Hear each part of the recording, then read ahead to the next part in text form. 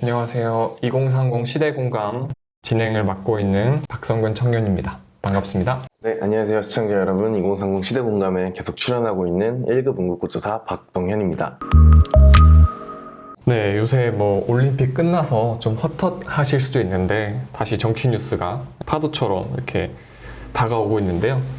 요새 가장 큰 정치 뉴스 하면 어떤 게 생각나세요? 1일 1망원 아니겠습니까? 그렇죠. 윤석열도 있고 최재형 네. 감사원장도 있고 또 반대로 이제 이낙연 대표나 이재명 지사 소식도 네. 들리고요.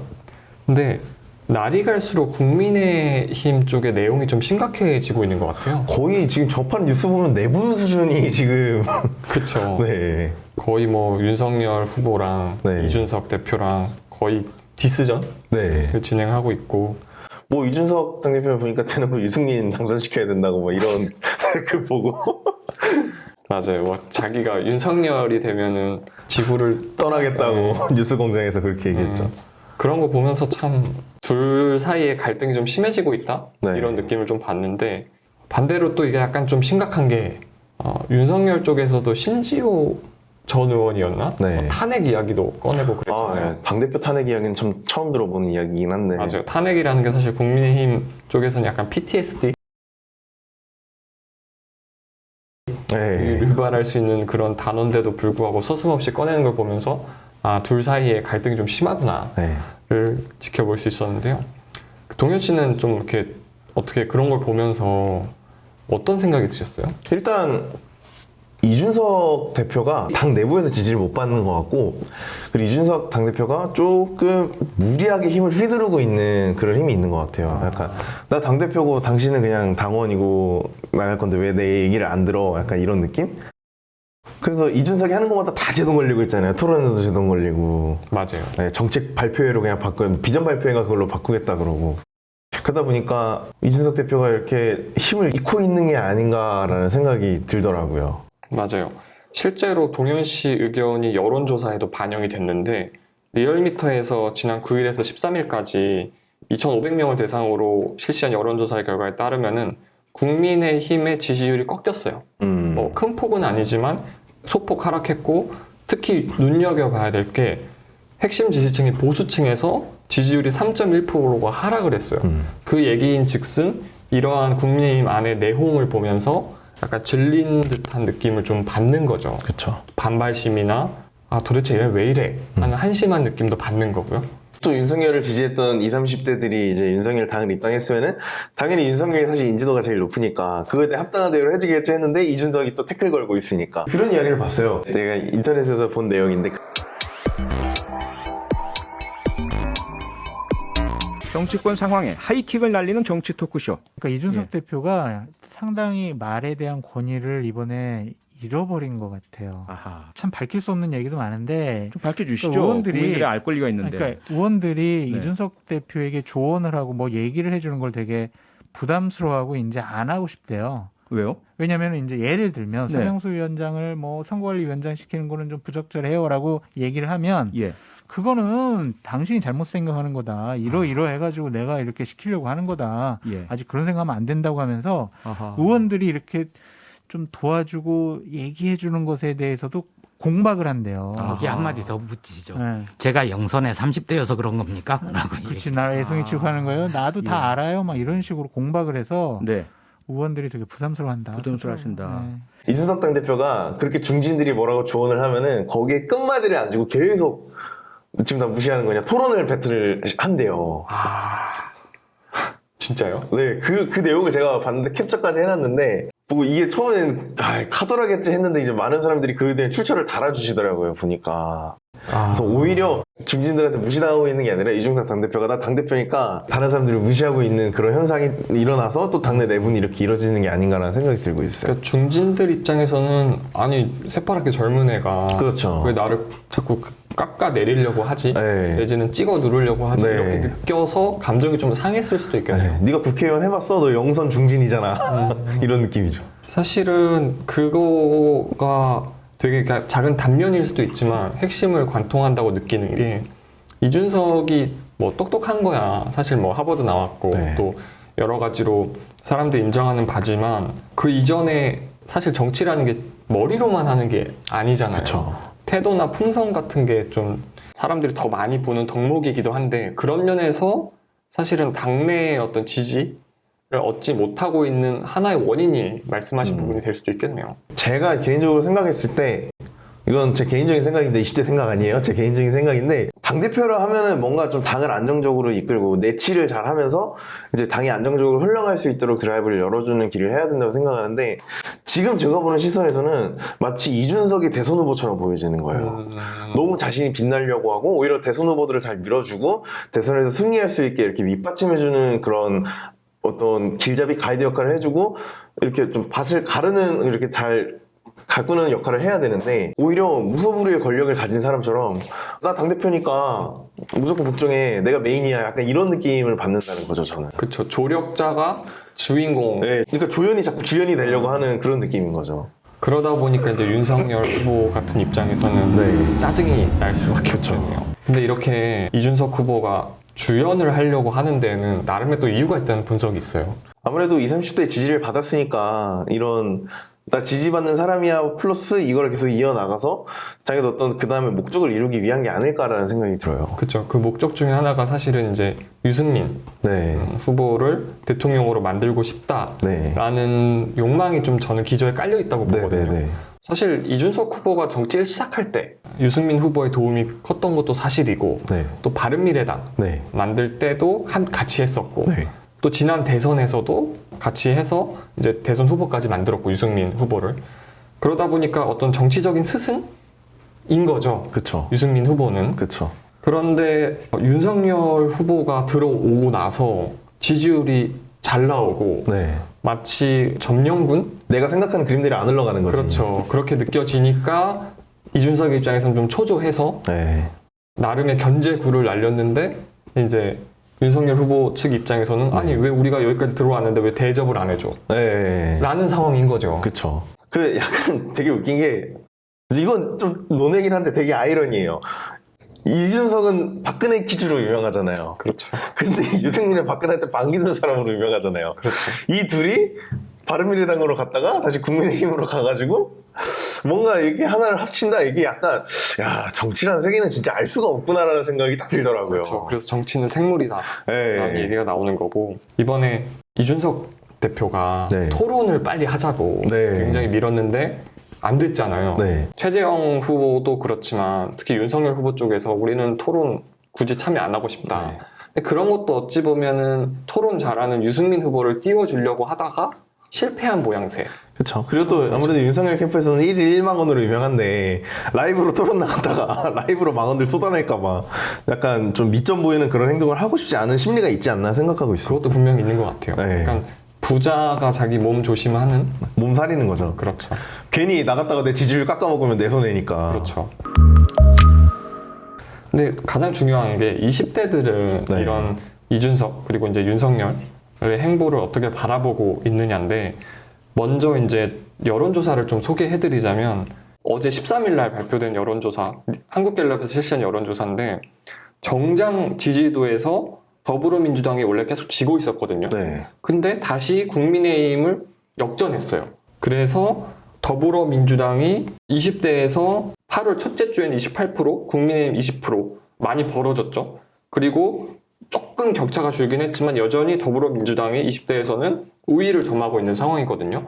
여기에 대해서 뭐 여러 가지 의견이 있겠습니다만 아무래도 이준석 대표의 행보가 20대가 기대했던 만큼에 미치지 못했다라는 그쵸. 평가도 있고 더불어서 이제 윤석열 후보에 대한 실망 여러 가지가 복합적으로 작용해서 20대의 국민의힘 지지율이 낮아졌다라는 네. 분석이 있는데 거기에 대해서는 혹시 어떻게 생각하세요? 아무래도 이준석 대표한테 좀 이렇게 기대를 거는 게 많았는데 자꾸 노이즈만 만들어내는 그런 역할을 해버리니까 사실 기대했던 건 그거잖아요. 이준석이 됐으니까 너네 더불어민주당한테 좀 한 소리 좀 해 시원하게 이래야 되는데 자꾸 화살이 바깥으로 안 가고 안쪽으로 향하고 있으니까 지지율은 그쪽에서 또 떨어지는 것 같고 반면에 더불어민주당은 사실 그 조금 다른 얘기긴 하는데 경기관광공사 그 내정되기 전까지는 노이즈가 그나마 없었잖아요. 그렇죠. 뭐 그나마 좀 조용했죠. 네, 조용했죠. 뭐 이낙연 후보 개인적인 거 빼고는 당내 네거티브가 또 그렇게 심하지는 않았잖아요. 그냥 평화 모드로 이렇게 자연스럽게 토론도 잘해나가는 상황인데 국민의힘은 봤을 때 아니 왜 자꾸 더불어민주당에 총질 안 하고 왜 자꾸 내부 총질하고 있냐고 이런 식으로 보이는 거니까 그거에 좀 이준석을 기대했던 남성들의 기대치가 좀 떨어지고 있지 않나라는 생각이 들고 있습니다. 맞아요. 그래서 우리나라가 전통적으로 뭐 세대를 막론하고 내부에서 싸우는 걸 굉장히 싫어하거든요. 그쵸. 정말 뭐 아무리 내가 좋아하는 당이라도 내부가 시끄러우면 그냥 질색팔색하는 게 네.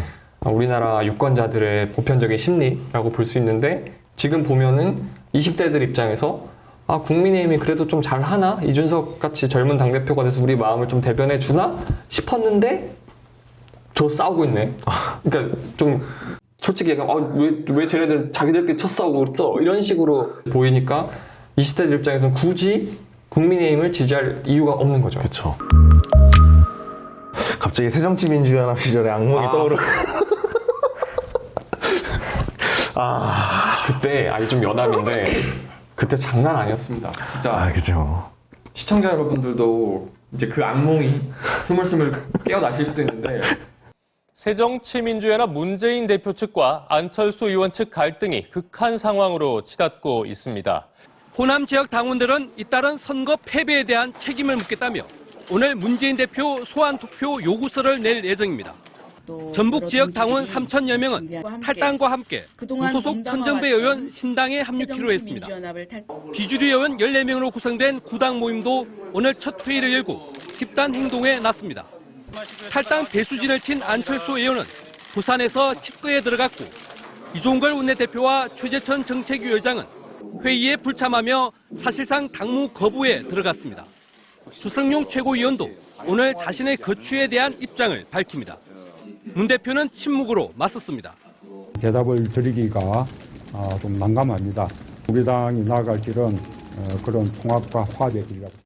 그때 뭐 친논이 비논이 뭐 친문이니 반문이니 해가지고 정말 난장판도 그런 난장판이 없었어요. 맞아요. 그때 문재인 대표는 계속 이렇게 잘 다스리려고 하는데 자꾸 여기서 튀어나오고 저기서 튀어나가고. 그러니까 그때 왜 그 정청래 의원이 이제 어떻게 시원하게 한번 발언하니까 주승용 네. 최고위원이 일시 이러면서 나갔잖아요. 네. 근데 문재인 대표는 그거 잡으려고 나갔고 근데 또 유승희 최고위원은 거기서 노래 부르고 있고 네. 그때 그 아사리판이 아직도 잊혀지지가 않아요. 이게 민주당 지지자들이 이게 익숙할 거예요. 한번 경험했으니까. 그러고 나서 결국 뭐예요? 국민의당 쫄딱 망했잖아요. 망했죠.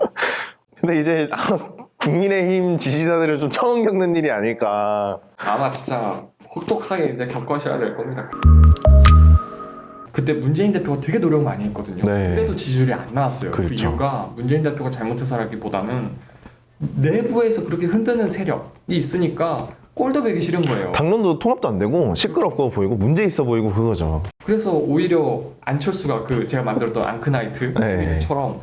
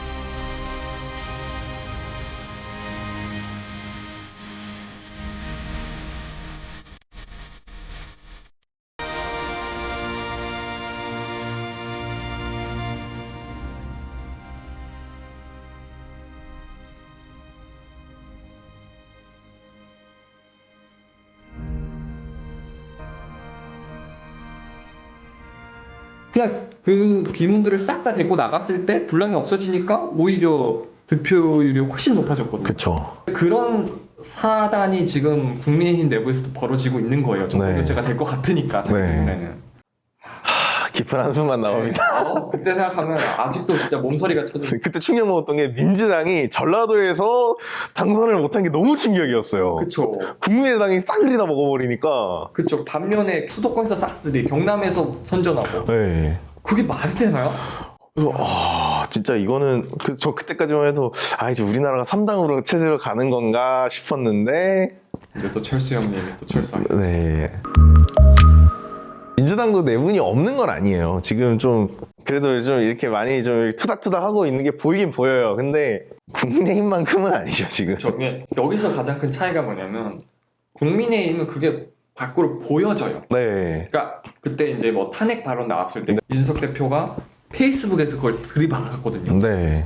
그러다 보니까 이게 기사화가 되고 네. 이슈화가 되고 하는 건데, 더불어민주당 경우에는 이재명 지사나 이낙연 전 대표가 서로 싸우더라도 네. 약간 어느 정도 절제하면서, 선 지키면서 싸우죠. 그렇죠. 뒤로는 모르겠지만. 그렇죠. 적어도 우리가 보기에는 네. 그게 사실은 뭐랄까 좀 노련한 거죠. 그렇죠. 약간 그 인터넷에 싸우면 노출될 수밖에 없잖아요.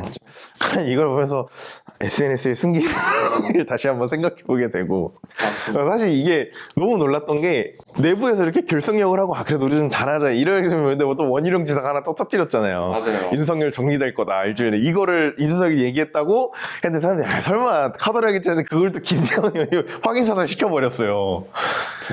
진짜 여기 어떻게 올라갈까 너무 흥미진진한 거예요 지금. 맞아요. 그 지금 여론조사 보면 정권 재창출이나 정권 교체냐, 여기에서 정권 교체해야 된다는 응답률이 여론조사에 따르면 한 58%에서 60% 왔다 갔다 해요. 네. 정권 재창출을 해야 된다라는 의견 한 40% 정도? 근데 이명박 정부 때 생각해보면 그때는 정권을 바꿔야 된다는 여론이 거의 70% 80%에 육박했어요. 네. 아시겠죠? 네. 근데도 정권을 우리가 그때 교체하지 못했잖아요. 네. 이유가 민주통합당 내부에서도 엄청 싸웠어요. 갑자기 또 거기까지 거슬러 머리 아파. 그때도 장난 아니었어요. 그때 김모 두관 후보가 문재인으로 질 것이냐, 김두관으로 이길 것이냐, 뭐 그것도 그렇고 손학규 그분도 그렇고 진짜 그때. 그래도 김모두관 후보님은 이번엔 되게 이번에 너무 좋은 분이 되시는 거예요. 이번에는 그러시구나. 빼드립시다. 그때는 진짜 힘들었습니다. 네, 그랬죠. 그랬는데 상대편은 정권 이제 재창출 여론이 낮았음에도 불구하고 네. 박근혜 후보를 중심으로 맞아요. 네. 대동단결해서 가니까 결국은 3.6% 차이로 이겼잖아요. 네, 어찌 보면 지금 상황이 거의 정반대인 것 같아요. 그렇죠. 정권을 교체하자는 여론이 사실은 정권을 재창출하자는 여론보다 높지만 네, 그럼에도 불구하고 민주당에서는 똘똘 뭉쳐서 한번 해보자 네. 라는 의견이고, 저쪽은 정권 교체되겠네? 그러면 우리가 해야지 라는 의견 때문에 지금 저 아사리팡이 나오고 있는 거고. 그렇죠. 2012년 대선 때 2012년이었나? 2012년이었죠. 대선 때 부재자 투표하고 말레이시아가 있었는데 네. 설마 박근혜 후보가 되겠어 이랬는데 딱 결과 보고 충격받고 그 다음에 해외 전화 걸어가지고 제 신학대 다닐 때 이제 정치 쪽에 관심 많으신 교수님 많았거든요. 그래서 전화 걸었고 교수님 이게 무슨 일이에요? 이러면서 되게 울부짖었던 기억이 납니다. 그때 진짜 그때 5시까지만 해도 네. 분위기 좋았거든요. 네. 낙곰수에서 하는 그걸 듣고 있었는데 갑자기 이러더니 김어준이 하고 주진우하고 나가는 거예요. 네. 그래서 이거 뭐지? 하고 6시에 딱 봤는데 박근혜 당선 유력 이게 뭐 출구조에서 나오는 거 보고선 그때 그 씁쓸함을 잊을 수가 없습니다. 그렇죠. 근데 어쨌든 그게 저희 이제 지금 시대에 또 네. 재현되면 안 되니까 네. 그걸 하고 있는 건데, 사실 이제 2030이 주로 여론을 표출하는 통로가 오프라인뿐만 아니라 온라인이잖아요. 그렇죠. 온라인에서는 이제 이런 뭐 이준석 대표의 행보 그리고 윤석열 후보의 행보에 대해서 어떻게 바라보고 있을까 저희가 좀 리서치를 해봤는데 좀 어떠셨나요? 이것도 관심 있는 사람들만 관심 있지. 사실 커뮤니티를 하는 사람들도 어느 정도 정치에 관심 있는 사람들이잖아요. 근데 전 솔직히 조금 답답한 게 진짜 정치에 관심 없는 그런 커뮤니티 활동을 하지 않는 그 일반적으로 학교 가서 너 투표할 거구나, 투표할 사람이 누가 있잖아, 투표 안 해, 이런 사람들을 대상으로 붙잡고 물어보고 싶어요. 사실 커뮤니티라는 게 그 색깔이 다 있잖아요, 뭐 여러 가지. 그러니까 찾아볼 수 있는 게 한정적일 수밖에 없는 거니까 그 부분이 좀 아쉬운데 보수적 커뮤니티들이 분열이 시작된 건 딱 보여요. 맞아요. 저도 지금이었어요. 네. 그러니까 MLB 파크도 그렇고 뭐 펜코 네. 거기도 그렇고 그러니까 보수적인 여러 커뮤니티들이 있거든요. 2030 남성 중심의. 네. 근데 얼마 전까지는 그래도 우리가 정권 바꿔야지. 윤석열이지 뭐 이랬는데. 윤석열이지, 시원시원하네 이랬는데 요새 보니까 야 이거 이준석 뭐야. 맞아요. 그리고 또 대깨윤이냐? 막 이러고 있고. 대깨윤. 이 완전히 진짜 이게 저는 이준석을 까는 글이 최다 추천에 갈 줄은 몰랐거든요. 네. 근데 그게 또 그렇게 가더라고요. 그니까요. 물론 이제 거기에는 뭐 일부러 그런 싸움을 조장하는 사람도 있을 거고 반면에 또 너무 극단적인 사람도 있겠지만 분명히 보수적인 사람들의 여론이 양분되고 있어요. 맞아요. 거기다 이제 중도파라고 나름 그래도 그 중에 중도파라고 할 수 있는 이제 찰스 세력이 또 얹어져가지고 찰스의 매운맛을 또 이준석 대표 보고 있죠. 8월 30일까지 버스 연장해드린다고 했는데 계속 안철수. 우리가 겪었던 트라우마를 그대로 겪고 계십니다 지금. 안철수 진짜 생각만 해도 너무 힘듭니다. 물론 그분을 통해서 저희가 좋은 정치인을 얻었던 거는 맞아요. 안타깝게도 안타까운 일이 발생하긴 했지만 좀 거시기 하죠. 그래서 제가 보는 커뮤니티를 보면은 드디어 준석이가 찰스의 매운맛을 보기 시작했구나 이런 댓글들 보이더라고요. 그렇죠. 오빠는 뭐가 문제라고 생각해? 글쎄 그것도 몰라? 이러면서 막 쭉쭉쭉 얘기하다 그래서 결론이 뭔데 우리 헤어져. 맞아요. 진짜 미치는 거거든요. 그 윤석열 버전도 있는 거 아세요? 짤방을 제가 보면서 올라.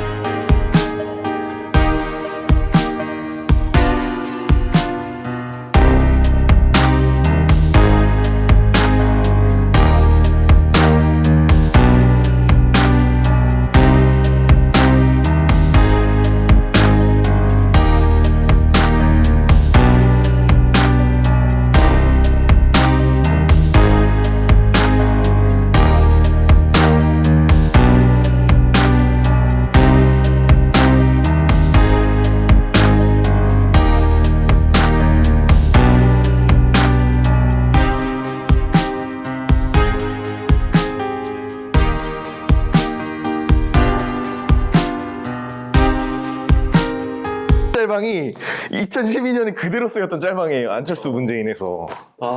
이게 그래서 이제 소위 이제 저쪽 진보 네. 지지자들은 이제 너희 차례다. 강 건너 불구경. 너네 한번 당해봐라. 네. 제가 봤을 때 이준석 대표는 지금 윤최 이거 때문에도 정신없는데 이쪽 안철수까지 신경 써야 되니까 미쳐가는 것 같아요. 지금 그렇죠. 약간 폭발하는 것 같아요. 그러니까 통제가 안 되는 거죠. 그죠. 아까 말씀하신 대로 보수 커뮤니티 내에서도 분열이 일어나고 있고 한편에서는 그런 의견도 있더라고요. 이준석은 그냥 뉴스 패널이 제일 자기한테 잘 맞는 포지션인데 네. 너무 무리한 거 아니야?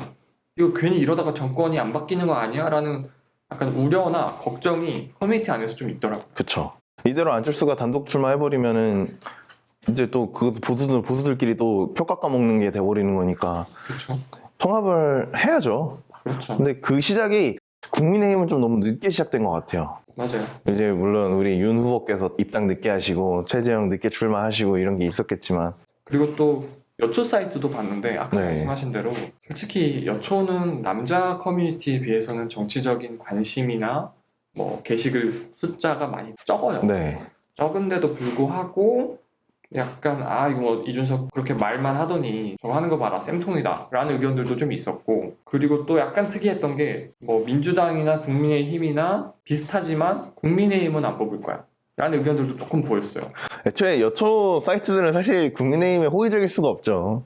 대놓고 이제 이준석 대표가 남성들을 위한 반페미 정책을 펼쳤는데 그렇죠. 여초가 호의적일 수는 없죠. 맞아요. 그리고 또 이제 에브리타임 네. 이제 대학생들 커뮤니티 보니까 아무래도 좀 이게 대학생들 집단을 전체를 대표할 수는 없지만 네. 그래도 나름대로 보수적인 20대들이 우경화가 많이 되어 있죠. 네. 많이 모여있는 커뮤니티인데 거기서도 이준석 대표에 대해서 진심으로 약간 우려된다, 네. 걱정된다, 한심하다, 이러다 민주당한테 지면 어떡하지 네. 하는 여론들이 있는 걸로 봐서는 적어도 2030이 한두 달 전에 이준석에게 보였던 기대에서는 많이 좀 벗어난 것 같다. 맞아요. 그런 여론이 좀 보이더라고요. 차라리 그림이 이준석 대표가 당을 잘 수습하고 민주당에 완전 공격적인 스탠스를 취했으면은 지지율이 떨어지진 않았을 것 같아요. 근데 이렇게 되니까 또 조용히 수면 위로 한 분이 떠오르시더라고요. 누구죠? 홈크라이트. 아, 이게 약간 윤석열이 1일 1만 원이라면은 홍준표의 시계는 하루에 2번은 맞는다 이런 말이 올라올 정도로 맞아요. 되게 현실을 딱 직시하는 말을 해요. 이거는 민주당한테도 직시하는 말이 되기도 하고 국민의힘에 직시하는 말이 되기도 하고. 홍준표 전 지사, 이제 홍준표 네. 후보가 비록 이제 민주진영 사람은 아니지만 이 말하는 거는 와, 저걸 따라가는 정치인이 있을까 싶을 정도로 맞아요. 촌철살인이거든요. 맞아요. 우리 편일 때는 진든다고 네. 저쪽 편일 때는 와, 진짜 너무 아프고 네. 보면은 참 윤석열이나 최재형 후보나 정치 내공이 홍준표를 못 이긴다. 확실히 국민의힘 후보를 보면은 정치 경력이 없는 사람들이다 보니까 약간 사람이 좀 이렇게 능구렁이처럼 넘어가고 그런 것도 있어야 되잖아요. 그런 게 너무 없는 것 같아요. 너무 강골들이 부딪히기만 하려고 그러고. 그래서 그건 좀 이러고 이제 넘어가는 네. 거죠. 근데 네. 그러면 사실은 이게 각인이 되거든요. 네. 참 능글능글한 그런 게 없다 보니까 있어야 되는데 그냥 대놓고 응. 잡합니다. 대답하지 마십시오. 잃어버리면은 끝나는 거지 그냥. 참 나름 그게 뭐 시원한 이미지를 노린 거일 수도 있다고는 하지만 이거 물어보는데 그건 아직 준비 안 했습니다. 이거는 제가 천천히 준비하겠습니다. 이래버리면 모 후보의 그 출마 기자회견에서 할 말이 없는 거죠 이거는. 그럼 이제 마지막으로 보수 정당 내에서는 이렇게 사분호연 네. 그리고 아사리판이 벌어졌는데 민주당은 과연 어떻게 할 것인가, 이게 또 관건인데요. 네. 경선이 연기됐었잖아요. 네. 근데 이제 다시 토론회도 진행되고 있는데 생각보다 이슈가 되는 게 별로 없는 것 같아요. 맞아요. 그러니까 조용조용하다는 면에서는 좋지만 네. 너무 이슈가 안 되다 보면은 또 지지율에도 별로 좋지 않거든요. 그쵸. 거기에 대해서 어떻게 생각하세요? 나름 그래도 사고를 키우는 것보다는 조용한 게 낫지 않나라는 생각이 들어요. 근데 이제 좀 깊이 들어가면은 이제 모 후보께서 네거티브 중단한다는 거 환영한다 이렇게 글을 올렸잖아요. 본인이 네거티브 다 해놓고서는. 밖에서 보면 또 민주당 지지자들끼리도 분열하고 있는 걸로 보일 수 있죠. 그렇죠. 여전히 뭐 온라인 댓글 보면 네. 거기다 이제 또 사실 호불호가 심하게 갈리시는 그 황교익 씨가 또 그 경기관광공사 사장 내정되니까 또 여기서 저분은 왜 굳이 안 해도 되는 걸 해갖고 지지를 또 깎아먹지 약간 이거. 그렇죠. 이쪽은 또 너무 의혹이 너무 많아. 이쪽은 지지하는 의원들이 너무 없어서 힘을 못 써. 이러니까 좀 안타깝죠. 그렇죠. 말씀 잘 하셨는데 황교익 씨가 4050, 60한테는 모르겠지만 2030한테 그렇게 여론이 좋은 분은 아니거든요. 맞아요. 일본 관련된 이슈, 네. 또 백종원 씨 관련된 이슈도 그렇고.